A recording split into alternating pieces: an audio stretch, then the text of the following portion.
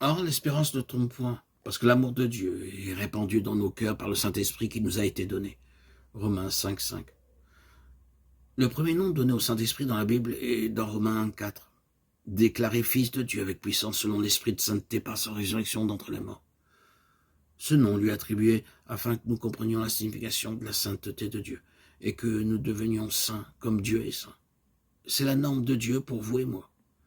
Dans Hébreux 9, 14, nous lisons combien plus le sang de Christ, qui par l'Esprit éternel s'est offert lui-même sans tache à Dieu, purifiera-t-il votre conscience des œuvres mortes, afin que vous serviez le Dieu vivant. C'est le deuxième nom que nous trouvons dans la Bible, l'Esprit éternel. Il nous a donné l'Esprit pour nous enseigner les choses éternelles. Dans Jean 14, 16, nous lisons « Et moi je prierai le Père, et il vous donnera un autre consolateur, afin qu'il demeure éternellement avec vous. » Le troisième nom donné au Saint-Esprit est le consolateur. Il est appelé ainsi afin que nous jouissions pleinement de l'amour de Dieu. Le quatrième nom du Saint-Esprit est cité dans Jean 16, 13, quand le consolateur sera venu.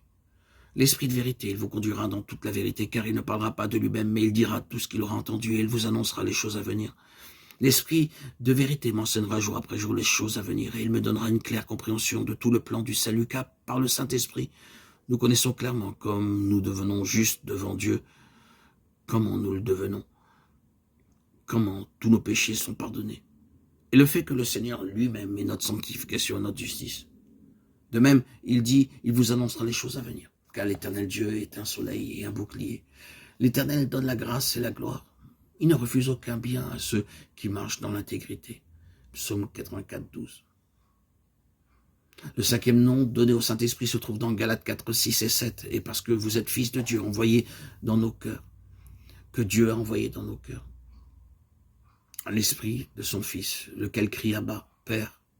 Ainsi, tu n'es plus esclave, mais fils, et si tu es fils, tu es aussi héritier par la grâce de Dieu. L'Esprit du Fils de Dieu nous donne la liberté et la hardiesse d'invoquer Dieu à tout moment.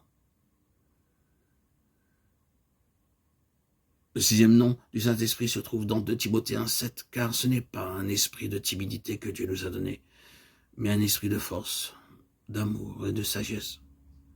C'est le sixième nom, l'esprit de force, d'amour et de sagesse. Ces trois choses vont ensemble, ainsi ne les séparez pas. La force, l'amour et la sagesse. Certains désirent la puissance, mais non l'amour. Ils ne veulent pas les deux, mais ceux-ci sont inséparables. L'esprit de force, d'amour et de sagesse ôtera en premier lieu toutes mes craintes. Le même esprit vous donnera la puissance sur le péché et la tentation, et la sagesse pour comprendre la pensée de Dieu, pour connaître la sagesse, le plan et la parfaite volonté de Dieu. Le septième nom, nous le voyons dans 1 Jean 2, 27. Pour vous, l'onction que vous avez reçue de lui demeure en vous, et vous n'avez pas besoin qu'on vous enseigne. Mais comme son onction vous enseigne toute chose, et qu'elle est véritable, qu'elle n'est point un mensonge, demeurez en lui selon les enseignements qu'elle vous a donnés. C'est le septième nom, l'onction.